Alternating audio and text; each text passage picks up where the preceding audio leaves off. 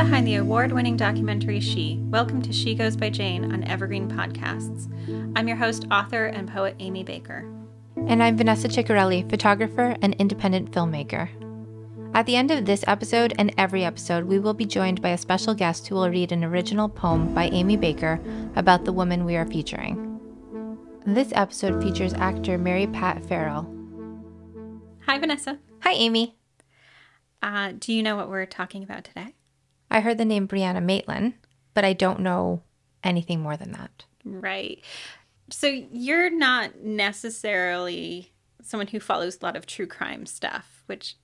Not necessarily, no. I mean, if it's like the biggest documentary out, then of course I'm going to be aware of it, but I'm not going to seek it out. Right, because I think that balances us out. But do you remember any missing persons cases that like stand out to you from like your younger years? I think for me, because I grew up in Canada, it would be mostly things like Karla Homolka. Not that she was missing, but that kind of name and that kind of crime would be standing out to me more as like one of the biggest parts of my childhood. But not, I still feel like as far as victims go, I mean, it would be like Natalie Holloway. Like I would only know things that are extremely out there. Even at that age, I wouldn't have known anything that I would have had to seek out or read in a paper or something. So Brianna Maitland is not a name that you necessarily recognize. No. But for me, it's completely different. So Brianna Maitland went missing from Vermont when I was in college. And I remember just like hearing this news and this like story really sticking out to me. She's like a little bit younger than I am. And so the moment I heard this story has stuck with me. And I think about her quite often and her family quite often, which is weird because like I don't have a connection to them, but just like carry her story with me. Which is nice because people need that too. Right. So I wanted her story to be one of our first stories just because like thinking about what might have happened to her and what we know has been like kind of one of the important parts of me wanting to tell true crime stories. Okay. So we're going to start out with kind of a little bit of an overview of who she was, and then kind of get into what happened and what may have happened to her. So she was born on October 8th, 1986 in Vermont. We're talking very rural Vermont, border of Canada kind of situation. Okay. Where's she from? She lives in like very rural Vermont, like East Franklin. It's kind of like a name that just like, it's not going to ring any bells. It's not like Burlington, Vermont or anything like that. Her parents' home is like 300 feet from the Canadian border. Okay, so she's much more north than Burlington. Yes. Yeah. Yeah. She grows up in this like very rural area with her parents and her brother. And one of her friends, Shauna LaBelle, says she's fun, outgoing, very smart, not really a girly girl at all. So, you know, once she becomes a teenager, there's some like tension in the home as far as I can tell. Maybe some like disagreements between her parents, and her father is going to move out, at least temporarily, to Enosburg Falls, and she wants to move with him. Okay, and that's still within Vermont? Yes. Okay. So we're staying this in entire Vermont. story stays in Vermont, right? As well, parts of it might not, but okay. We are firmly centered in very rural Vermont. Okay. So she's going to live with him, but those kind of arrangements fall through, and he decides to not move at all. But she really wants to. And so she decides that she is going to move out on her own, and she'll move in with her boyfriend. Okay. And how old is she at this point? So she's about 17 years old when this is happening. And I think that might be a sticking point for some people. Like, how could you let your kid move out at 17? But, like, I know quite a few people who transition around then. Well, and this was what year you said? This is 2004. It's in the early 2000s. Okay, because I feel like 17 is really young. And it's really young for our standards right now. But just 15, 20 years ago, we were treating 17-year-olds like adults. Right. So it's like, if I'm putting that in relation to my own childhood, 17, we would have been able to move out and do things like that. Now, not so much. Right. She moves in with this boyfriend, but also things are really unsettled for her at this time. Like, she's going through this kind of transitional phase. But, you know, she really wants to go to school in Enosburg Falls. So this seems to be, like, where she wants to be. She has friends there, like more of a social circle. Some of her friends say that she starts partying a lot, which, you know, is also fairly typical to go from like living with a parent to being on your own independently. Those kinds of things might increase. Right. And she's so young. So maybe it would be nice to have the freedom of moving out. Right. Yeah. Right. So her friend Shauna says she starts hanging out with a crowd that Shauna doesn't approve of. Her friends really emphasized that she was not a drug addict, but that she had started to experiment using drugs like pot and sometimes like cocaine and crack a few times, kind of in a partying social circle. That escalated. Sorry, I was not ready to go from pot to crack, but sure. Okay, we're dabbling. We're dabbling. Okay. Yes. Part of her social circle includes, you know, she's seen sometimes with these two men who have come up from New York City, and it's very clear that their purpose for being in rural Vermont is for drug-related purposes. How close she is to these two men is, there's a lot of debate there, but, you know, she has been seen with them. She ends up dropping out of school in 2004. Okay. So things have gotten a little bit more rough. And that's high school. She's still in high school? She's still in high school, okay. Yeah. So in February of 2004, she is at a party in Enosburg. And during this party, there is a disagreement between her and a girl that she sees as a friend. And the sort of focal point of it is about the attention of boys. Brianna gets in her boyfriend's truck, and her friend comes out. They're arguing through the window, and her friend punches her in the face. She does have to go to the emergency room for this, and she ends up with 2 black eyes and a concussion. It's a punch. It is a punch, yeah. So this is in late February. Her mom wants her to press charges against the girl. I don't blame her. Yeah. It's a good advisement by mom there. And so they do. She starts living with her friend Jillian Stout. It's around this time that it seems like Brianna is starting to kind of reconsider the direction some things have been going as she's been living independently.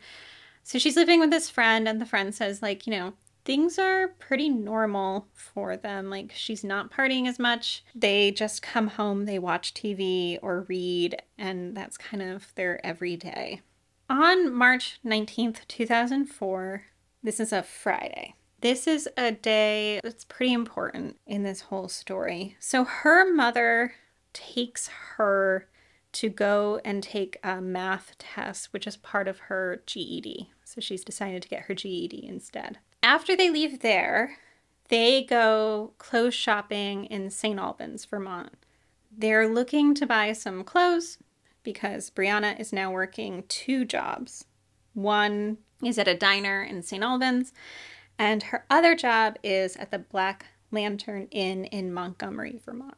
Okay, I've been to St. Albans and trying to picture where you would buy clothing there. Yeah. It's so small. It is so small. So we're not talking like a bigger place at all. St. Albans is quite tiny. It's very tiny. I think it's important to actually bring that up because sometimes when people talk about this moment that's about to happen, they talk about it like they're at a mall. And oh, there are no malls in St. Albans. Yeah. No, this would be a small store if it was anything. Yeah. Every time I see them, like, you know, bring this up and mentioning like being shopping at a mall, like that's not what we're talking about here. We're talking like stores on streets kind of situation. Right. It's like a very tiny downtown area with a few storefronts, and that's all I can remember from it. You? Right. Yeah. That's really what it is. So her mother says that Brianna sees something outside and gets nervous and leaves the store. And by the time her mother catches up with her, she seems nervous and unsettled. Okay. Her mother, though, that doesn't really want to pry because they're kind of rebuilding this relationship, and like she really doesn't want to like poke too much into her personal business in this time. Yeah, it's hard as a parent knowing what, especially because they've already had like a bit of a rocky go with her wanting to move out and everything, so I don't blame her. Yeah, so like when to pry and what to pry. Right. It's hard being a parent with the balance. So her mother knows that they have to get back. She has to drop her back off at Jillian's house so that Brianna can get ready for her night shift at the Black Lantern Inn. Jillian's living in another small rural town in Vermont called Sheldon. So at about 3 p.m., her mother drops her off at the friend's house, and Brianna leaves a note for her friend that says, "I get off work between 10 and 12. I'll see you after." So Brianna goes to her job. She's working as a dishwasher. So that's why there's like that kind of like bigger scope of time, because when you're working in the service industry, sometimes you just like don't have a clear indication of when your end point might be for the night. So the Black Lantern Inn is in Montgomery. Montgomery is a very small town. We're talking about like population around 900. I mean, it's like a one road kind of town situation. Her parents are actually out that night as well. And, you know, they kind of have a conversation about like dropping in to see her at her job as a surprise. But they don't want to like embarrass her, make things awkward at her new workplace. So they like decide not to. And we know that her shift at the Black Lantern ends at 11:20. So she leaves her job. She says goodnight to her coworkers. So the reports about what happens as she leaves are divided. There are some reports that she said she was going home because she had to work the next day at her other new job. And that's what she said. And then there are other people who say that she said that she was going to go out socializing after work. But it's important to note that police have not interviewed anyone who can definitively say that they were with her after 11:20 p.m. Okay, and did she wrote in the note that she was going home? A note to her friend. Yes. Okay. So at 11:20, she leaves. All of these times become really significant. Between 11:30 and 12:30, so this hour gap of time, someone says that they see her car backed into a building with its headlights on. What do you mean backed into the building? Not backed into it, into it? Backed into it. So we're not always going to do this because I think visuals are hard, but I'm going to show you a picture and we'll include this on our website. Okay. Because I think that the car situation, it gives me immediate ick feelings. Okay, so, is it an open door? So what we're looking, can you see? So what we're looking at is... Are we backed up to like an abandoned house with boarded up windows, and the back end is into a door opening on the side of this house? She's not actually like smashed into it. She is smashed. Oh, she is smashed into it. Okay. Yes. It looks like a square cutout, but it's not. That's a smash out. Well, so what it is where the car is backed into, there is an opening where a window was also boarded up. Okay, so she just happened to back through that way. But so is that an actual picture of it? This is the next day. So the car was abandoned there? The car, someone says that they see the car there backed into this house between 11:30 and 12:30. Okay, and there's nobody in the car. They don't say. Okay. So they're passing by. Now, this image like immediately gives me the like complete like full body ick, because it is so unsettling to see this setup. It's just really unusual. It is very unusual. Like if somebody is gonna say somebody drank too much and they're driving and they go through an old building, it's forward, not this way. Yeah. So a little bit about this house is abandoned. It was abandoned in the 1990s. It is on a curve in the road. So you leave Montgomery, head out of town. That's where it is. The doors and windows all have plywood over them. We're about 1.5 miles-ish from the Black Lantern, so we're not too far away. This house is in the direction of where she was staying, so she would have had to pass by here. Now, this house is known as the Dutchburn House. This is the house of Mike and Harry Dutchburn, who were elderly dairy farmers. They had lived there, and during their time living there, they actually had to deal with a lot of cars going off the road in front of their house. Right, which happens, I think, in rural areas when people are driving at night and going a little too fast. Going a little too fast, especially like those houses on curves. Yeah. That's going to happen. Mike and Harry, like they were in their 70s when they were living there. And in 1986, a stranger broke into their house and beat both of these men and stole about like $6,000 from them. Those men were eventually arrested and convicted, but Mike and Harry never felt comfortable living there after that. Just curiosity, are they a couple? Brothers. Brothers, okay. And so, you know, this house has already given me bad vibes, really. And this house no longer exists. It was burned down in 2016 by a bunch of teenagers. This house is doomed. Right. So we do know accidents happened on this stretch of road. But the thing about this is like the curve. It really does not make sense for like a car going off the road to be like backed into it in this manner. Right. And it does kind of, I know you said that she actually did break into the building a little bit, but it looks like it was almost gently done. Right, so the car itself is hung up on the foundation, like the back of it is up a little. Okay. So 11:30 to 12:30, we know someone sees the car with the headlights on. So we're talking anywhere from 10 minutes to an hour and 10 minutes from when people last saw her. And we are like a mile and a half away. Definitely doesn't take 10 minutes to do that. No. So things get a little bit stranger. She is dating or has had a relationship with this guy named James, and he has various stories, but kind of says between 2 and 4 a.m. he passes by and sees her car. Her car is quite distinct. It's a 1985 Oldsmobile sedan. It's kind of in this pale green color, and she got the car when her grandfather, who she adored, passed away, and the car was passed on to her. So he sees the vehicle, he recognizes that it's hers, and he stops and gets out, and there's various stories, but he may or may not have like turned the headlights off, but she's nowhere around. Okay. He doesn't alert anyone, and there's varying stories that he gave,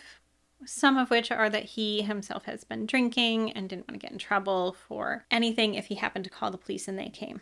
Okay. And he doesn't know if he turned off the lights or not? There's some stories that say he did, some that don't. Okay, so this boyfriend, now, do we know how old he is or what he does? Like, does he have any criminal records himself? So, I mean, I think it's important to know that this guy, James, has since passed away in a, like, car crash in 2019. I mean, he has a really spotty record of arrests, but it really didn't necessarily feel like police were pinpointing him in her being missing. And we don't know if he was with her when she backed up the car. According to his story, he was not there. Okay. That he has just simply been passing by and saw the vehicle, stopped to check it out. She's not there. He turns off the lights maybe and leaves. And did he alert anybody when that happened? No. That seems weird. It does. It does. In his defense, I mean, I'm not sure that's quite the word I want. You know, someone else had passed by between 11:30 and 12:30 and seen her car, and another person said between 12 and 12:30 they see her car. And that person says that they think that they remember her turn signal being on. So, like, we potentially have, like, as many as, like, 3 people passing by in the night, seeing this car and kind of shrugging their shoulders and... Not one reported it? No.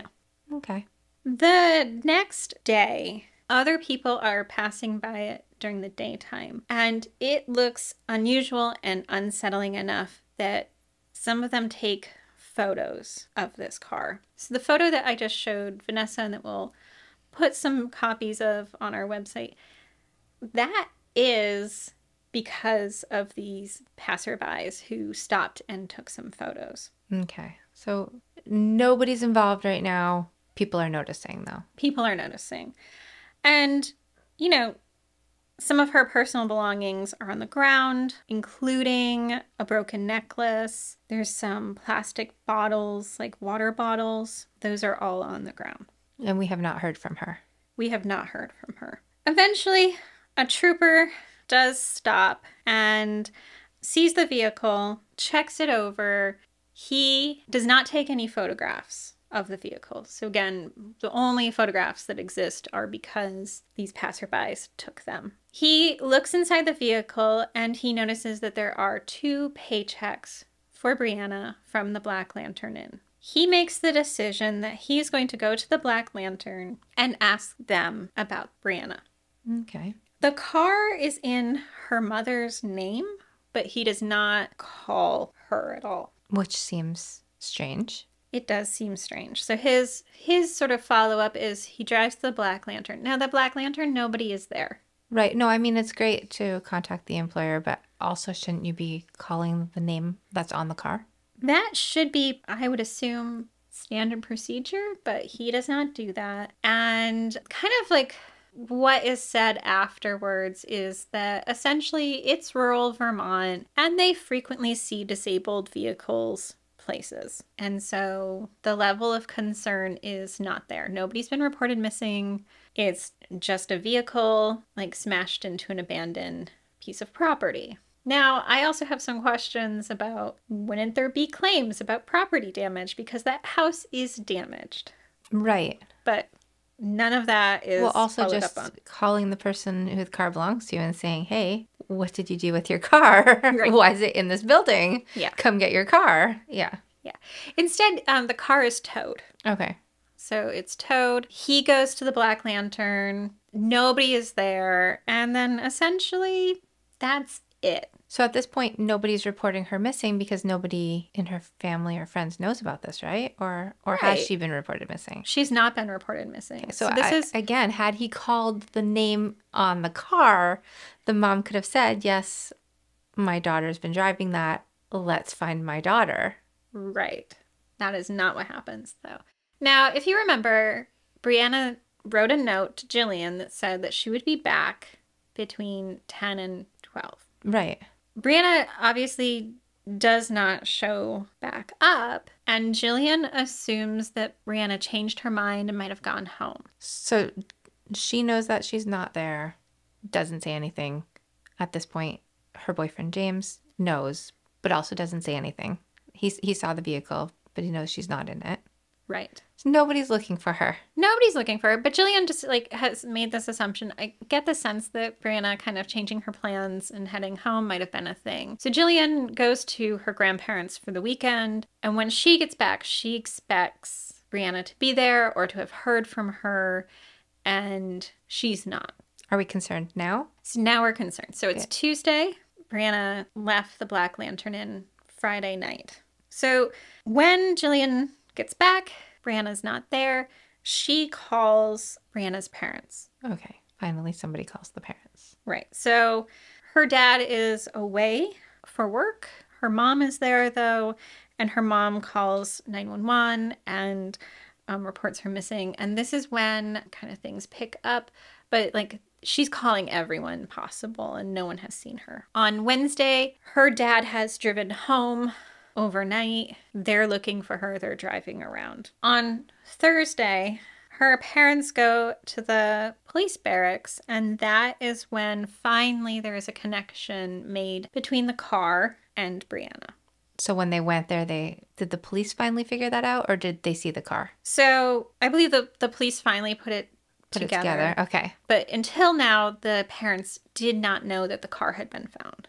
So this is the first time that they're realizing that her car has been found, and also she is not there. Okay. Her parents find out that the car has been taken to an auto body shop. This car has not been searched at all. So her dad goes and begins to worry that possibly Brianna's body is in the trunk. And so he crowbars open the trunk looking for her. That would be every parent's nightmare. Right. Well, this whole story is, but that moment, I can't even imagine what he was feeling. Yeah. So we're now a full week out from her being missing. And just now the pieces start coming together. Her parents kind of blanket the area with missing persons posters. It's not until the 30th of March that the car is being processed for prints and DNA. So the whole beginning process is going quite slow.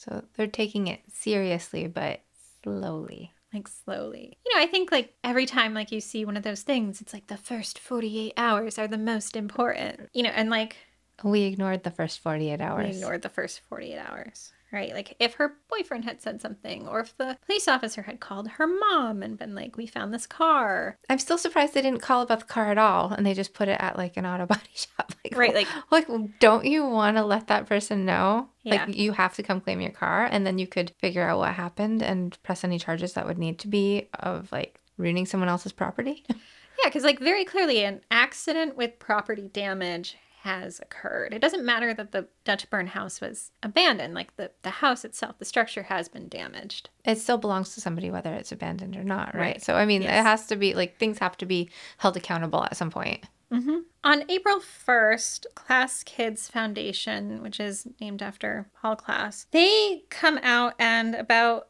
300 people start like a concerted effort in searching for her. They don't find anything. So the next weekend, her dad organizes volunteers and gets about like 50 to 60 people out there. The police finally start interviewing people, and they interview like 60 plus people. There's a subpoena for 7 different people to testify. Some of those include like the woman who punched Brianna in the face, trying to figure out like what people might know. There's a $10,000 reward for her return. Now her dad though and her family really wants to emphasize at the point that like not enough was done to aggressively look for her. The dad points out that the police didn't tell them about the car until 5 days later, like as he's writing to the governor. Like this would be horrific as a parent, just or anybody who's trying to find someone who just all that time wasted at the beginning. Right. It just seems. And he thinks that like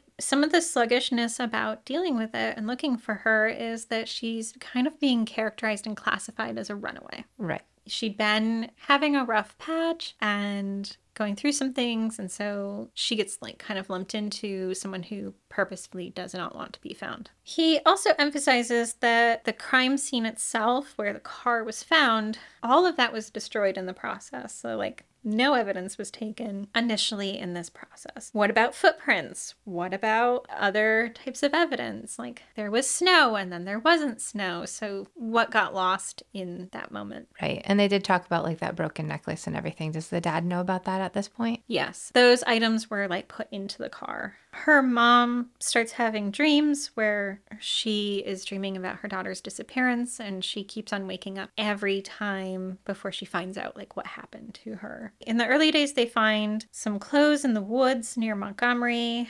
There's some speculation that they might be hers, and so that's investigated. The police also told them that they had found remains in a garbage bag near where she went missing, and they go to bed like basically like praying that it's not her. And yeah, they're told the next day that those were actually pig remains. Oh my goodness.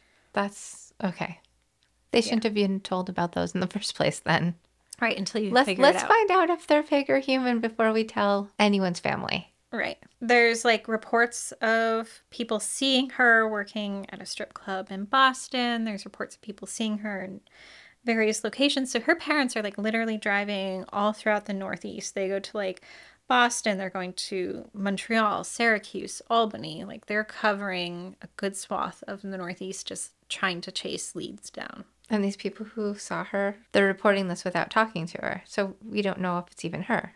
Right. So somebody who looks like her. Somebody who looks like her. And like one thing about her is that like she's very pretty, but also like as you look at her, you can easily see how like other people could be mistaken for her. Like she just kind of has like one of those faces where like maybe a lot of girls look like her. Yeah. Okay. Have kind of those like similar enough features that, you know, people are trying to be helpful, but nothing's coming to fruition here. And the other thing that happens is that there's another case that happened the month earlier in New Hampshire where Maura Murray goes missing. And this is a pretty major story that also is currently unsolved and deserves to be solved, but it gets such buzz and attention that it kind of drowns out a little bit of what's happening to Brianna. So once Maura goes missing, we're not paying attention to Brianna? Is that what you're telling me? So Maura goes missing the month before, and like a lot of the media attention and focus is on this like very like mysterious case. of this college student who goes missing. You know, Brianna's case, like if people are originally thinking that she's a runaway. Now we don't care as much. Right. So she doesn't get that kind of immediate push. Maura's dad and Brianna's dad kind of make a connection with each other, largely because there's not a lot of people who understand and know what they're going through, and they're going through it at the same time and kind of in the same, you know, geographic area. There are a lot of people who speculate that the two are connected because there's a lot of similarities between the two. They are missing a little over a month from each other. 60 miles-ish apart. Both involve women driving alone. Both involve cars left damaged at night on remote country roads. So there's like these components that people are like, are they connected or not? Police, though, say very emphatically that there's no serial killer out there, at least in this case. Okay. So they're similar, but we're not really connecting that. Right. And finally, the Vermont State Police, this is a Lieutenant Tom Nelson, he comes out kind of like swinging against Brianna. He says, Brianna has a very questionable background. She made some unhealthy life choices. And that's his way of emphasizing that she's somehow responsible for what happened. But he's also somehow responsible for finding out what happened. Right. So around April 15th, they get an anonymous tip. And the anonymous tip is that she's being held against her will at a house about 11 miles from where she disappeared. The troopers go and they search and they find 4 people, 2 of which are those guys from New York City that I mentioned previously, and 2 other people. You know, they say they last saw her about a week before she went missing. They do not find her in this house, but they do find drug items in this house. Okay. So most likely what they're saying is true. They hadn't seen her since before then. Is it? We don't know. We don't know. We don't know. But they kind of say, like, we haven't seen her. Okay. So by 2006, so 2 years later, things have really stagnated in this case. Not a lot of information is being shared. And what happens is there's a man in Atlantic City who is from Vermont, and he's at Caesars gambling. And he says that he saw her on January 17th, 2006 at the casino. So he claims she's still alive 2 years later. He is passing through the casino and he feels like he saw her. Is he just another one of those people, though? That's just like, she looks like this girl, so I'm going to report this. Yeah, but this is like the one like thing that kind of gets her story kind of back in. So regardless of if he knew what he was doing or not, it was a good move. Yeah, I mean, I think like, you know, there's this moment where, you know, her story becomes shared again. Like, is it her? Is it not? Her parents actually go down to Atlantic City to look at the original video because, like, video footage copied gets grainy. And, like, her mom says, like, oh, like, her hand and foot movements kind of resemble her, but they don't, it ends up not being a lead. In 2007, kind of a similar thing happens in which Dateline runs an episode about her, and someone says that they saw her at the casinos in Atlantic City and said that like they think that she's a homeless person and missing on the streets. That ends up not panning out either. Also in that year, a pair of jeans is found in a remote part of the woods. So another... Back in Vermont? Back in Vermont. So another kind of clothing item being found. The jeans were weathered as though they'd been there for a while. And so police searched the woods for like 6 hours that like first day, and like they search again and again. The brand is like a brand that she would have worn. The forensic lab like can't get enough DNA, so they send it to the FBI. But that lead doesn't pan out either.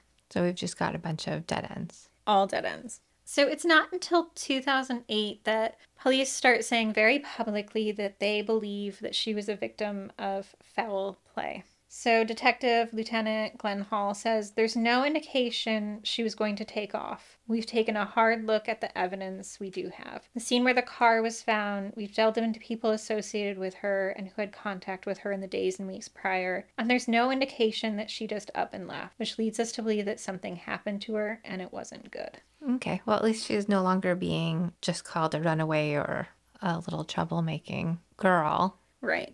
At least now we're taking it seriously. But then it's also taken them 4 years to get to that point. Right. Yeah. So from kind of the slow start to brushing it off as, she's a runaway, as though runaways are not also at risk, right? I think they're more at risk. Exactly.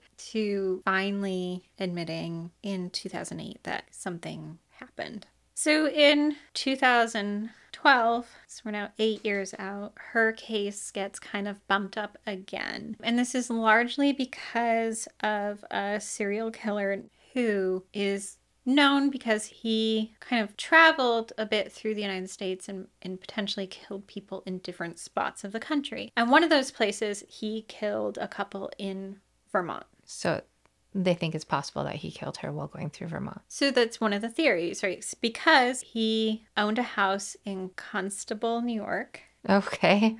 Wow, all the little towns. All the little towns. So Constable's a little town near us. And people say that he was seen in Vermont. But one of the things about him is they do have some documentation of where he was, and his financial records indicate that he was elsewhere on that day on March 19th, 2004. So it cannot be him. It is very unlikely that is him. So that brings us up to now, where there's slightly more happening in her case, but still a lot of unknowns. So the Vermont State Police partnered with Othram Inc., which is a laboratory, an organization that does genetic genealogy to help solve crimes. So where do they get this genetic material for it?